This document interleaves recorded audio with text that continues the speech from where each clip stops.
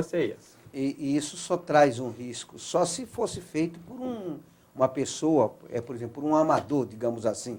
Mas quando feito por um profissional, não corre risco nenhum. Porque quando a pessoa ingere um remédio, por exemplo, ela corre o risco daquele remédio dar um efeito contrário. E já no caso da acupuntura, ela não tem como dar efeito contrário. Existe uma grande falácia contra isso hoje, né? Mas isso a gente vê que, na verdade, a questão dos riscos da acupuntura, ela está voltada e se coloca isso, algumas profissões da saúde, na tentativa de monopolizar o exercício da profissão, mas, na verdade, os riscos com a utilização da acupuntura são mínimos. É óbvio que o acupunturista, o especialista, ele tem que ser bem treinado. Hoje os cursos de acupuntura, de formação em acupuntura, não são menos que 1.200 horas, uma formação de 2 anos. Então, com isso, o acupunturista ele tem condição de saber exatamente aquilo que ele pode, aquilo que ele não pode fazer, a profundidade de inserção de cada ponto, a quando aqueles pontos são contraindicados. Então, a gente tem alguma contraindicação bem clara, que é com relação, por exemplo, à gravidez. Então, inclusive, doutor, nós temos algumas imagens, eu queria que mostrasse algumas imagens, né, das pessoas ali no lar, como é que chama? João Bittar, que você disse? Isso, no 8º Lar de Amparo do Jardim Brasília. Que é do João...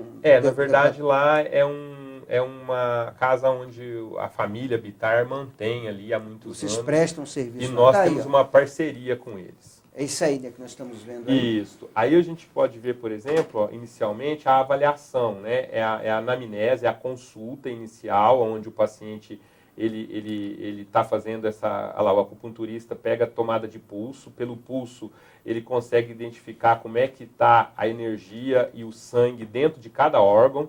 É muito interessante. Quer dizer que a pessoa não vai chegando logo e vai logo deitando e recebendo agulhada, não. Passa por uma avaliação. Passa por uma consulta normal.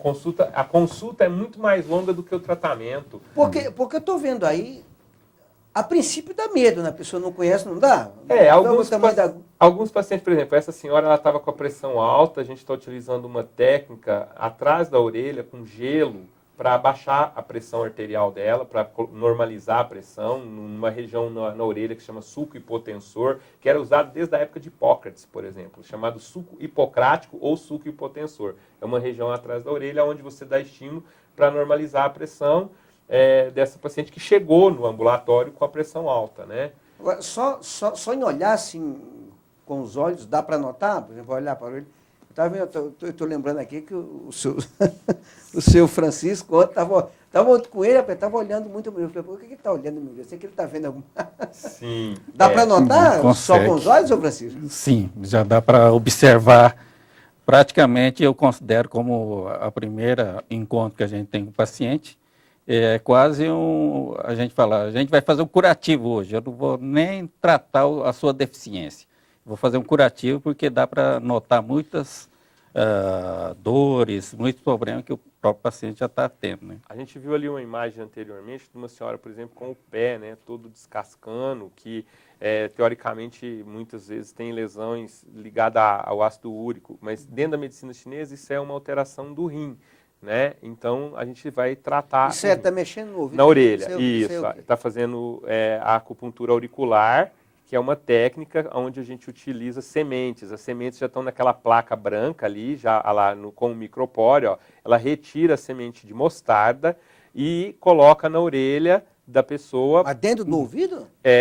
Não dentro, no pavilhão auricular, em áreas específicas da orelha.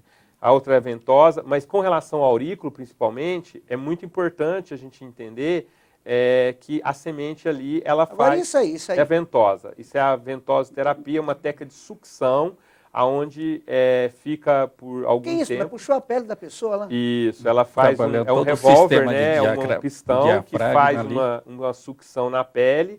E, às vezes, depois disso, a gente retira a ventosa e, às vezes, fazemos técnicas de sangria para desintoxicar o organismo. E ela tem uma função também de aumentar a imunidade. Quer dizer que a acupuntura, então, só agulha, não? Não, a gente usa agulha, a gente usa ventosa, a gente usa o bastão de Artemisia, que é uma forma de calor nos pontos. essa técnica que estava antes mostrando das sementes, não é lá dentro da orelha, é em partes específicas da orelha. E todo problema que a gente tem, por exemplo, uma gastrite, ela vai aparecer uma manifestação na orelha. Descama, às vezes um cravo, uma espinha, fica vermelho. E qual o efeito dessa semente? Então, essa semente ela vai ter o mesmo efeito que a agulha produzindo um estímulo, que a gente chama de estímulo nociceptivo ou nocivo no corpo, e o corpo vai reagir a esse estímulo. Esse problema de escamação nos pés